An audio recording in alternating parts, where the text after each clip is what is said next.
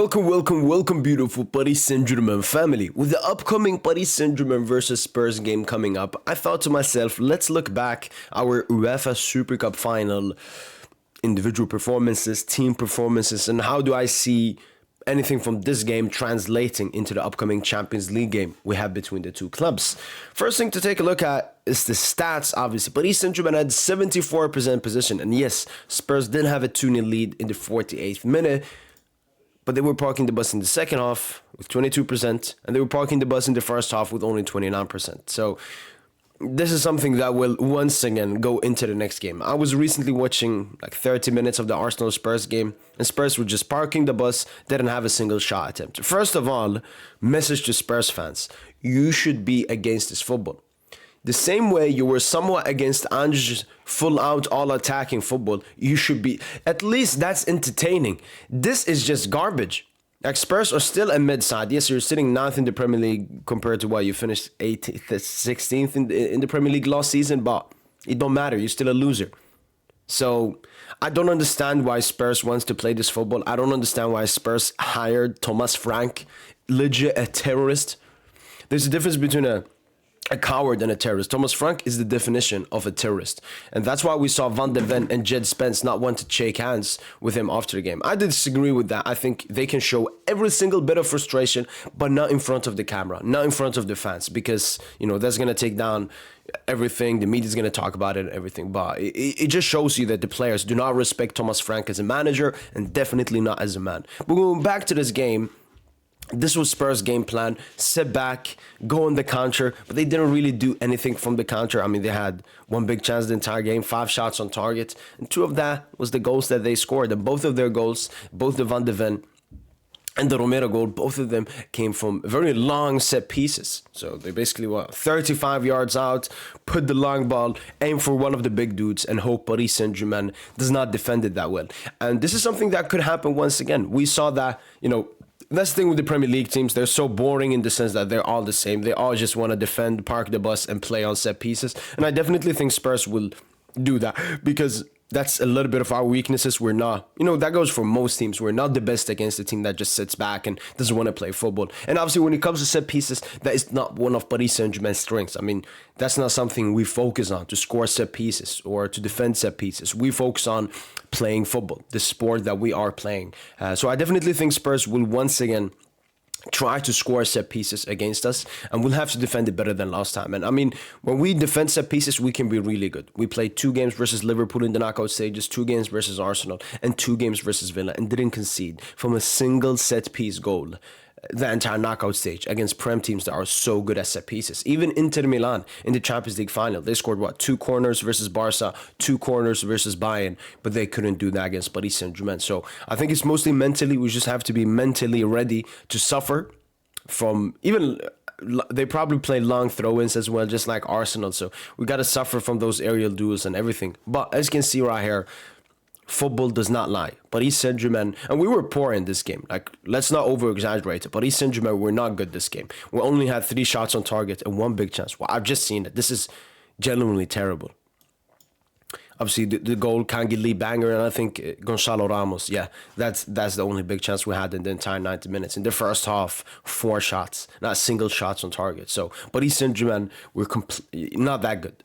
And, you know, it was the first game back into the season. Spurs had 7 preseason games going into this game. Paris Saint-Germain had 7 training sessions going into this game. So I think the team that's going to be mostly different from this game is Paris Saint-Germain. I mean, Spurs are basically just this. This is Spurs. Set piece reliant, defensive, and all of that. Whereas Paris Saint-Germain will be much better going into this game. And we've been better this season, obviously, than we were in this game. So that's my takeaways from that game. But as I said, it is the mentality that won at the end of the game. And I think a lot of people would have been surprised if a team is 2-0 up in a UEFA Super Cup final and they lose in the 85th and 90 plus 4 minutes. But because it was Tottenham Hotspurs, it was expected. And it just shows the mentality of Paris Saint-Germain. Despite us performing bad, we always believed in ourselves. We always believed that we would come back and we would get the victory. And, you know, that's huge props to Luis Enrique and all the Paris Saint-Germain players. And talking from an individual perspective, I think there are a lot of individual players to talk about from this game going into the upcoming game, and then even some individual battles. The first one I would like to discuss is Nuno Mendes versus Kudus. I thought this is probably the most enjoyable 1v1 I've seen with Nuno Mendes, because when he plays against Yamal, I mean, it's easy. He's just pocketing him. Maybe Yamal is scared. Maybe Yamal is in. It's always some kind of excuse, but we've seen Yamal versus Nuno. It's not been that enjoyable. It's been too much Nuno. Nuno Olise wasn't enjoyable. Nuno Saka wasn't enjoyable. Nuno Salah. It was not an enjoyable 1v1. I mean, it was enjoyable that Nuno absolutely locked them up, but I wanna see Nuno a little bit in a tough position. And I think Kudos, we obviously saw Jadon Sancho against Nuno Mendes in that first leg, fair play. But the most recent one was Kudos in that UEFA Super Cup final, because, you know, Kudos, he's very physical and he's very aggressive, exactly like Nuno Mendes. So their battle was really exciting to watch between the two players. So that's something I'm definitely, just from a footballing perspective, excited to see. Kudos, baller, one of the best individual talents, attacking talents in the Premier League, coming up against Nuno Mendes, probably the best fullback of all time. So, and one of the best 1v1 defenders of all time as well. So that's definitely an exciting matchup. I'm already looking forward to see. And if anyone's going to do something magical, do something out of nowhere from Spurs in open play, is going to be Mohamed Kudus. So I think he's definitely, you know, the ones to watch going into this game. Even though that game, I mean, I think he had some cheeky battles with Nuno, but apart from that, Kudus was really mid. I mean, yeah, not a single one shot the entire game. So in that sense, he's not going to be that dangerous. I thought Jed Spence was actually really good in this game. You know, he's athletic, physical, used to play in Ligue 1, so he's used to that physicality. And he had a really good game versus, I don't know if it was Khvicha or Barcola on the right or Due, but Spence had a really good game on that left-hand side. And I think that's about it from Spurs. Yes, their two centre-backs got the goals from set pieces, but yeah, I hope Spurs don't play this, but I know they will pull up with a 5 at the back, with 3 DM/box-to-boxes and 2 outlets up top. I mean, this is not football. What has happened? Why is the Premier League ruining the football that we love? When it comes to Paris Saint-Germain, Chevalier, that's, you know, where his shaky moment started. The first one, he could do a little bit better, but it's the second one, you know, where it's the most blame and criticism on Chevalier not being able to save that Romero header. The defense, again, it was mid in this game. Desiree Doué was mid. Coutinho was good, as he always is. Oren was decent. Barcola and Kvara weren't that good, but Dembele was the superstar in this game. Got the assist for the late Gonçalo Ramos goal and kept creating chances. We all remember that nutmeg on Bentancur. So Dembele will definitely be a miss going into this game. But I think when it comes to all other players, Chevalier just had his strongest performance against Le Havre. So maybe he's coming in with great confidence into the upcoming game. Hakimi will obviously be missing the game for Paris Saint-Germain. Marquinhos, Pacho will be there. And I mean, they had a good game versus Spurs. Apart from maybe Marquinhos for that first goal, we can see that Nuno Mendes is going to be even better this game, which I can't wait for. Desiree Doué is obviously out injured. We're going to see Fabian Ruiz and João Neves. João Neves was obviously suspended for this game due to his red card versus Chelsea. And Fabian Ruiz, maybe wasn't 100% fit going into this game. Bradley Barcola, he will have a point to prove in this game, but obviously the ones to watch will be Khvicha Kvaratskhelia, because he will basically take over the main man, the false 9 role. And we'll also see Kangin Lee in this game, who we didn't see in this game. From Spurs, again, I'm not entirely connected if they have injured players, suspended players, but I believe they have all of these players available, and this is basically what the team is going to be. I don't think any of these sub-players will start the game, so this is the lineup we should be expecting from Spurs going into this game. And this is the lineup we should be expecting for Paris Saint-Germain going into this game. And as I mentioned, Spurs will definitely go in with the same mentality, but Paris Saint-Germain will come in with a different mentality. I think Paris Saint-Germain's mentality going into this game, because we'd gone all the way to the Club World Cup final, because we only had 7 days of training going into this game. I think Paris Saint-Germain's mentality going into this game is really simple. Get the victory. That was the aim in that game. It was all about just get the victory, celebrate the trophy, and let's start the season a little bit easy. While Spurs went into this game like we can actually win this game. We can win a second consecutive trophy after our Europa League win. But if you look at this game coming up now, it's going to be completely different. Spurs, I remember Tosin yesterday on the pod said that Spurs, they're focusing on the Premier League and everything. They have a good amount of points total, and they know that what's the point in putting up a challenge against Paris Saint-Germain, because they will most probably beat you.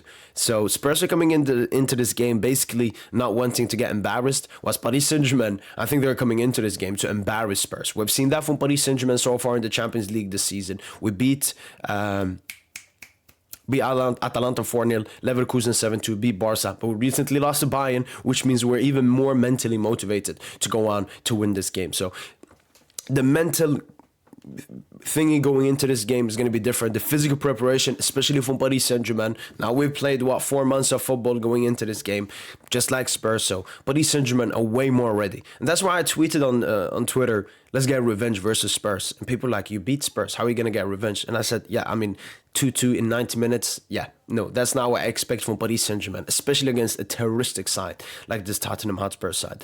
But my overall thoughts from the game we played in the UEFA Super Cup is that we weren't that good.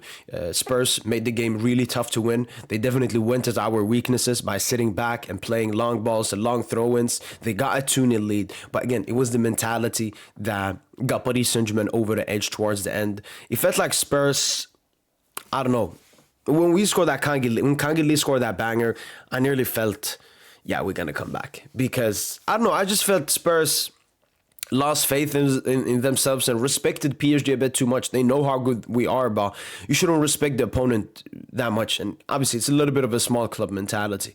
But it's going to be really interesting seeing how different the UEFA Super Cup final was from the Champions League game. I think it's going to be a lot different. Game is going to be played at the Parc des Princes in the Champions League, and Spurs and Paris Saint-Germain are coming into this game completely differently. Paris Saint-Germain obviously will be missing some of their players from the UEFA Super Cup, but we have strong replacement for them. While Spurs were coming in with the same lineup, and they'll be like, we weren't that good in that game with this lineup. How are we going to get better? Paris Saint-Germain, there are multiple reasons why we will be better. I don't know about Spurs. They might even be worse in this game, especially with Paris Saint-Germain, as I said, barely having any intensity and momentum going into the UEFA Super Cup final right here. But as you can see, it was a really dead-ish game. Not that much happened.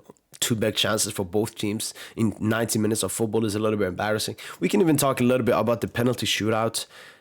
Can I find it here? Missed penalty.